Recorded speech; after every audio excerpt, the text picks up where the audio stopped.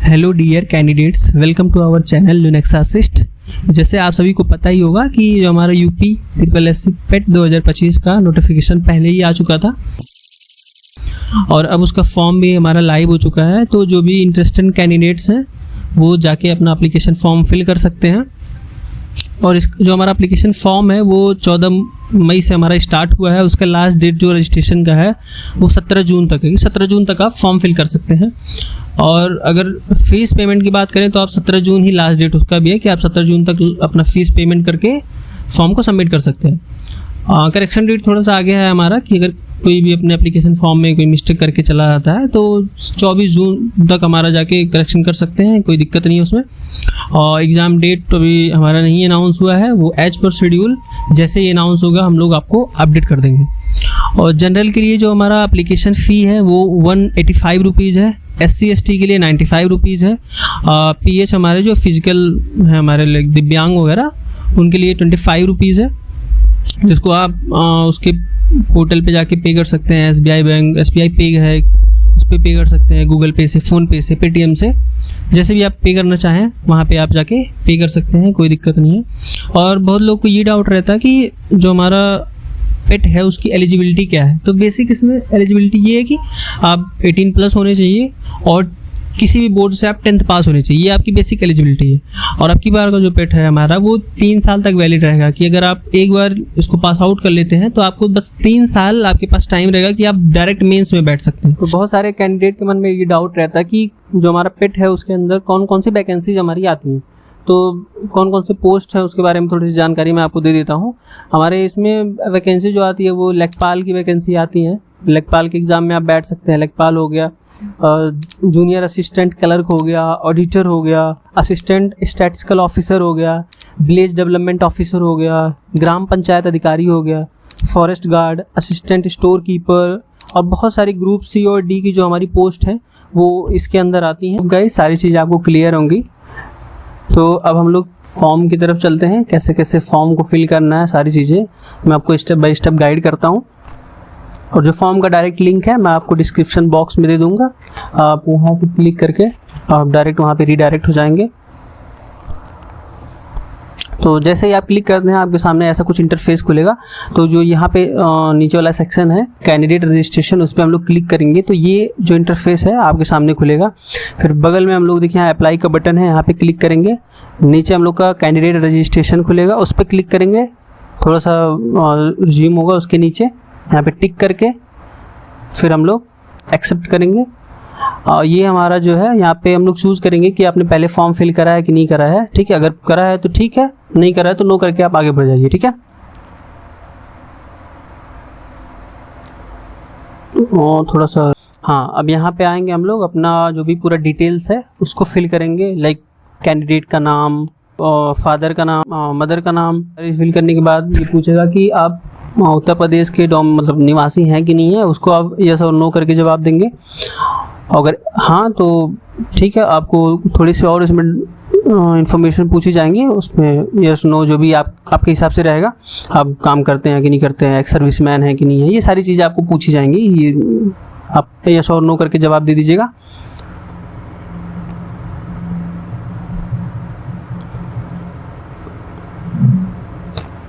ये सारी चीज़ें होने के बाद अगर आप होम स्टेट से रहेंगे तो ये आपका थोड़ा सा इन्फॉर्मेशन पूछेगा कि आपका यहाँ से आप डिस्ट्रिक्ट सेलेक्ट करिए। डिस्ट्रिक्ट सेलेक्ट करने के बाद आपको कैटेगरी अपनी सेलेक्ट करनी है कि आप OBC हैं, जनरल है, SC/ST क्या है। उसके बाद आप अपना डेट ऑफ बर्थ डालिए। इसमें पहले आपका डेट पूछेगा, फिर मंथ, फिर ईयर। ठीक, डेट ऑफ बर्थ फिल करेंगे।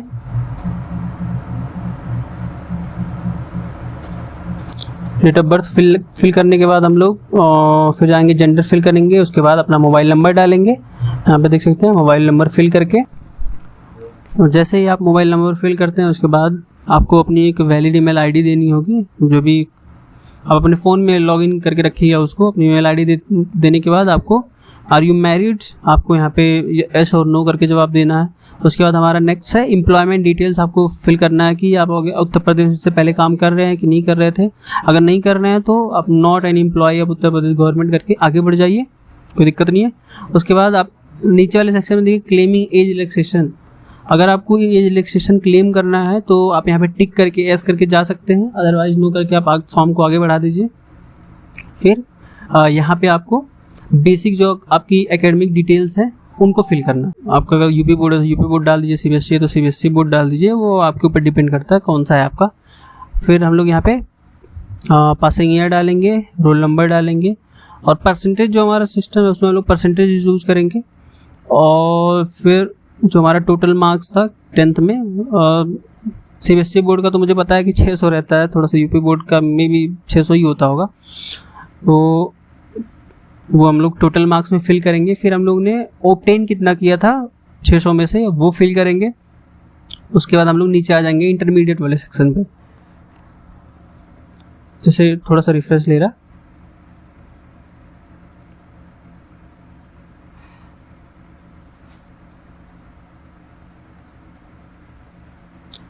हाँ उसके बाद हम लोग इंटरमीडिएट वाले सेक्शन पे आएंगे। सेम हम अपना ईयर सेलेक्ट करेंगे, अपना बोर्ड सेलेक्ट करेंगे, सेम चीज़ें वही हैं, बस 12th की सारी चीज़ें रहेंगी हमारी। जैसे बोर्ड हो गया, रोल नंबर हो गया, परसेंटेज हो गया, कितने मार्क्स हम लोग ने ऑब्टेन किया है, सारी चीज़ें फिल करके फिर हम लोग फॉर्म को आगे बढ़ा देंगे। स्कूल और इंटरमीडिएट का जैसे ही हम लोग डिटेल फिल करते हैं उसके बाद हमारे पास एक अलग सेक्शन खुल के आता है जो हमारा एडिशनल एकेडमिक डिटेल्स का है। इसमें हमारे यूजी पीजे के एजुकेशन के बारे में पूछा है। अगर आप फिल करना चाहते हैं तो आप फिल कर सकते हैं, अदरवाइज छोड़ के जा सकते हैं, कोई दिक्कत नहीं, क्योंकि आपकी जो बेसिक एलिजिबिलिटी क्राइटेरिया है वो 10th-12th ही है, मतलब 10th पास ही है। तो अगर आपके पास है तो फिल कर दीजिए, बेटर है, अगर नहीं है तो कोई दिक्कत नहीं होती। तो अगर जिनके पास है तो अगर फिल करेंगे तो पहले आपको पहले वाले सेक्शन में, अगर यूजी है तो पहले वाले सेक्शन में जाएंगे। यहाँ पे आप जैसे यस करेंगे, यस करते ही आपको यहाँ पे बोर्ड नेम पूछा जा रहा है कि आप बोर्ड हैं या फिर कौन से इंस्टीट्यूशन से पढ़े हैं या फिर यूनिवर्सिटी का नाम, जो भी आपका है वो आप वहाँ पे नाम आप टाइप कर दीजिए। और उसके बाद जैसे ही आप फिल करते हैं आपसे एक पूछा जाएगा कि आपका पासिंग ईयर कौन सा है, तो आप यहाँ पे उस पर क्लिक करेंगे तो इतना सारा आपके पास ईयर का जो है सिलेक्शन खुल जाएगा। आप कोई भी सेलेक्ट कर सकते हैं जो जिस ईयर में आप पास हुए हैं। नेक्स्ट हमारा जो है रोल नंबर, वहाँ पे आप रोल नंबर डालेंगे। उसके बाद देखिए वहाँ पे इशू डेट पूछा है, ठीक है। तो जो इशू डेट है आपका या तो आपके डिग्री पे मिलेगा या तो आपके जो 6 लास्ट सेमेस्टर का जो रिजल्ट होगा उस पर आप देखेंगे वहाँ पे होगा।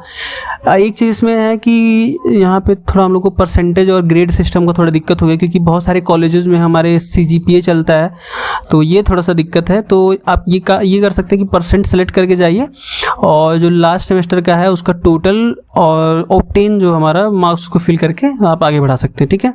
उसके बाद फिल करके जैसे ही फिर हम लोग यहाँ पे कैप्चा को फिल करेंगे और हाँ कैप्चा को हम लोग फिल करके फिर सबमिट करते हैं। देखते हैं यहाँ पे कंफर्म करते हैं, ओके। तो इस सेक्शन में हम लोग अपना फोटो और सिग्नेचर अपलोड करेंगे। तो जैसे आप देख सकते हैं यहाँ पे आपको टर्म एंड कंडीशन दिया है कि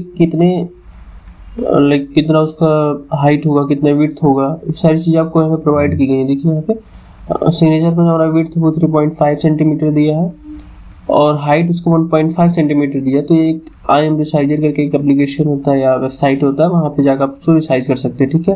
और KB का भी ध्यान रखिएगा। देखिए यहाँ पे रेड कलर में लिखा हुआ है। जो हमारा सिग्नेचर है वो 30 to 50 KB का होना चाहिए और जो हमारा फोटो 50 to 100 KB के बीच में होना चाहिए, ठीक है। और साइन का ये देखिए सिग्नेचर जो हमारा है उसका सैंपल यहाँ दिया है, ऐसे सिग्नेचर करके आप लोग अपलोड करिएगा। तो हम लोग चलते हैं पहले अपलोड करते हैं। तो हम लोग पहले सिग्नेचर अपलोड करते हैं, ठीक है। इसे मैंने क्लिक किया,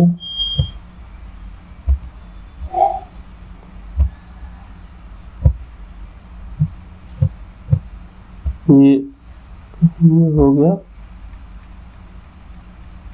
सिग्नेचर अपलोड हो गया हम लोग का। फोटो अपलोड करते हैं हम लोग, यहाँ पे क्लिक किया, यहाँ पे फोटो हमने सेलेक्ट किया और ओपन कर रहे हैं।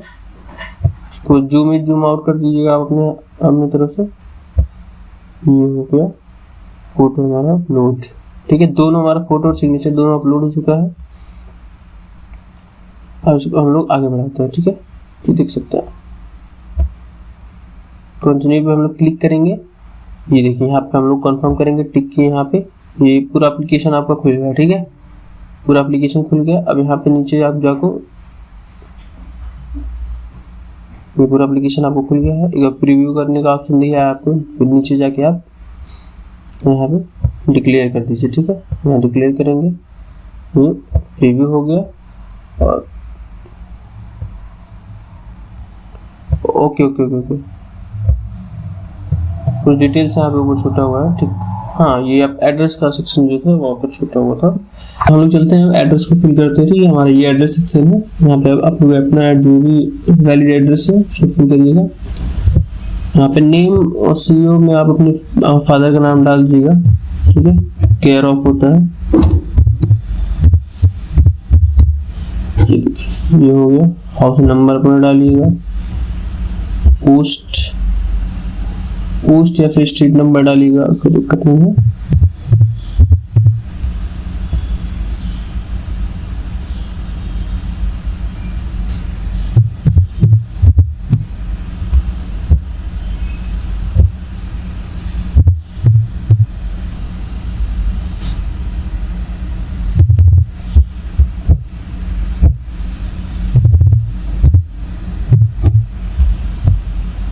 यहाँ पे आप अपना डिस्ट्रिक्ट डालिए, यहाँ पे आपको पिन कोड अपना फिल करना है, ये हो गया। और एक बात हो कि अगर आपका जो परमानेंट और क्रॉसपॉन्डेंस एड्रेस अगर सेम है तो ठीक है, यहाँ टिक करके जाइए, नहीं तो आप अपने यहाँ पे करंट एड्रेस डाल सकते हैं अलग से, ठीक। यहाँ पे आपको एस करना है, तो आप डिक्लेयर कर रहे हैं, ये जो भी टर्म एंड कंडीशन है इसको डिक्लेयर करना है और प्रीव्यू का ऑप्शन जाएगा, फिर से हम लोग यहाँ पे क्लिक कर देंगे और ये हो गया आपका सबमिट, ठीक है। हम लोग को कैप्चा डाल के सबमिट करना है इसको। सबमिट का बटन यहाँ पे है, क्लिक किया, यहाँ पे कंफर्म किया, ये हो गया आपका सबमिट, ठीक है। अब यहाँ पे आपको जो हमारा लास्ट सेक्शन बचा हुआ है वो हम लोग को फीस पेबल का बचा, ठीक है। फीस आपको पे करना है। यहाँ पे हम लोग जैसे ही क्लिक करेंगे, ये देखिए ये आपका पूरा पोर्टल खुल गया यहाँ से फी पे करने का, ठीक है। और यहाँ पे आप स्टेट बैंक पे क्लिक करेंगे, यहाँ टर्म एंड कंडीशन करेंगे, ये देखिए प्रोसीड फॉर फी डिपोजिशन, इस पर प्रोसीड करेंगे। यहाँ पे आप यूपीआई और पेटीएम जो भी आपको करना के लिए यहाँ पे क्यूआर आप जनरेट करके डायरेक्ट इस पे देखिए क्लिक करेंगे तो आप क्यूआर डायरेक्ट आपके सामने आ जाएगा, ठीक है। तो आप स्कैन करके पे कर सकते हैं। ये देखिए ये 4 मिनट के लिए वैलिड रहता है, ठीक है। इस पे जैसे ही आप स्कैन करके पेमेंट करेंगे ऑटोमेटिकली रीडायरेक्ट कर देगा आपको, ठीक है। तो मैं पेमेंट करके आपको दिखाता हूँ। ये देखिए मैं पेमेंट किया और ये रिफ्रेश हो गया, ठीक है।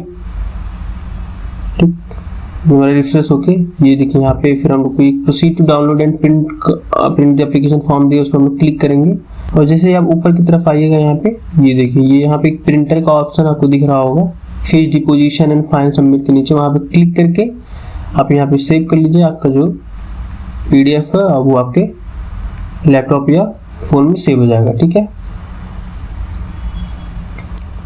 ये देखिए ये सेव हो गया, ठीक। यहाँ पे आपका जो काम है वो खत्म हो गया, आपका फॉर्म जो है वो प्रोविजनली सबमिटेड हो गया, ठीक है।